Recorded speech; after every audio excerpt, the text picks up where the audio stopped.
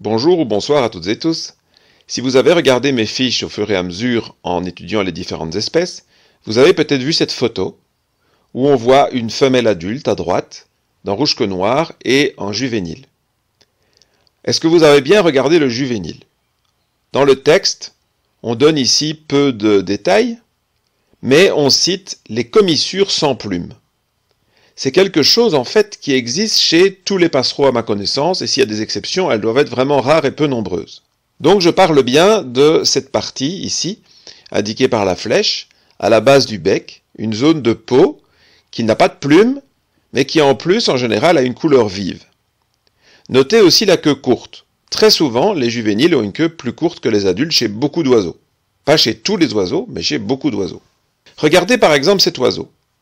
Je ne sais pas si vous l'identifiez au premier coup d'œil. Sans doute que si je vous avais mis l'adulte, à ce stade-ci de la formation, vous auriez vu tout de suite que c'était un moineau friqué, parce que c'est un adulte.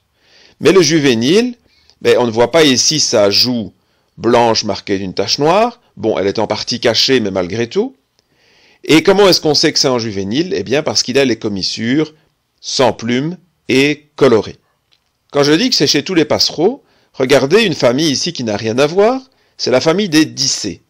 C'est une petite famille, enfin une famille de petits oiseaux, elle est assez grande en nombre d'espèces, très jolie, qui vivent en Asie, qui sont proches des souimangas. Les souimangas qui sont les fameux nectarivores d'Afrique et d'Asie. Eh bien, regardez ici à droite, la dicée de la sonde. J'ai eu la chance de voir en nid bien en vue. Vous pouvez aller voir les détails sur ma fiche si vous le souhaitez.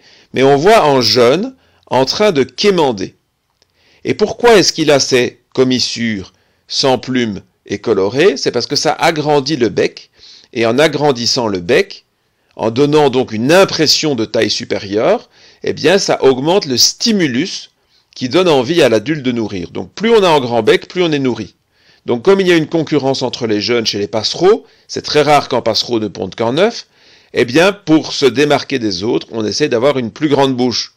Donc d'être plus attractif pour les adultes. Et c'est comme ça que chez tous les passereaux, comme je dis, s'il y a des exceptions, je n'en connais pas, mais elles doivent être très peu nombreuses, eh bien les commissures sont colorées et elles tardent à s'emplumer pour ne pas cacher cette couleur et donc détruire le stimulus de nourrissage pour les adultes. Et donc ce critère perdure dans le temps. Je ne dis pas que tous les juvéniles gardent ce critère jusque quand ils muent. Il faut qu'ils soient relativement jeunes. Donc quand ils sortent du nid, ils ont la commissure toujours bien visible et colorée. Et puis ça s'estompe petit à petit avec évidemment les plumes qui vont couvrir cette zone quand le juvénile n'en a plus besoin. Comparé ici à l'adulte, la dicée à ventre orange, oiseau très coloré, mais le jeune n'est pas en reste, il est joli. Si vous n'aviez pas vu la commissure sans connaître l'espèce, vous auriez pu croire en adulte. Mais ça indique immanquablement en jeune. Voici une famille très différente, les bulbules. Vous voyez l'adulte ici. Vous voyez le juvénile tout frais, c'est presque encore en poussin, il a à peine sorti du nid, avec ses énormes commissures bien visibles. Vous voyez, elles sont carrément gonflées, on veut vraiment donner une impression de grand bec. Et voici un juvénile un tout petit peu plus tard. Il est déjà indépendant, il se nourrit par lui-même, mais il a toujours la commissure bien visible qui indique que c'est un jeune. Notez aussi la queue courte. Donc c'est vraiment une information à retenir de cette leçon. Passereau juvénile, commissure colorée et déplumée. Aujourd'hui, nous allons spécialement parler des corvidés. Les corvidés sont des passereaux, malgré leur grande taille. On a l'habitude de penser que les passereaux sont des petits oiseaux. Les plus grands, ce sont les corvidés. Voici un corbeau de grande taille, le corbeau à gros bec. Eh bien, c'est un juvénile. Vous pourriez maintenant le savoir sans connaître l'espèce, puisque vous voyez ici une commissure rose et déplumée, comparée à l'adulte. Chez tous nos passereaux, vous allez voir que si vous voyez ce critère, c'est un juvénile. Si vous ne le voyez pas, c'est peut-être un juvénile quand même. Mais si vous le voyez, c'est un juvénile frais, et donc il faut en tenir compte pour l'identification. Maintenant, pour identifier les espèces du jour, à savoir 5 corvidés et les tourneaux sansonnets, eh bien, vous pouvez utiliser le panneau que j'ai publié, le dernier panneau, qui montre les 5 corvidés et les tourneaux. En plus des grives qu'on a déjà étudiées, mais vous pouvez donc vous rappeler des critères grâce à ce panneau. Je ne vais donc pas rappeler les critères ici. D'autant plus que si vous avez des difficultés, j'avais déjà fait un comparatif entre les corvidés noirs, qui sont les 3 plus difficiles, les 3 corvus, Parfois, on classe le choucas dans un autre genre, mais c'est apparemment une erreur. Donc, le choucas des tours, la corneille noire, le corbeau freux, eh bien, ils apparaissent sur une leçon, la leçon 8 de la formation ornitho débutant néophyte de 2020. Vous pouvez aller cliquer dessus et vous verrez encore des comparatifs avec des petits détails sur la couleur des yeux, etc. si vous avez en doute avec les panneaux. Mais à mon avis, les panneaux sont suffisants. C'est à vous de voir. Dans les exercices, c'est donc assez simple. On vous demandera, comme d'habitude, d'identifier l'espèce, mais si vous êtes certain que c'est un juvénile, indiquez-le.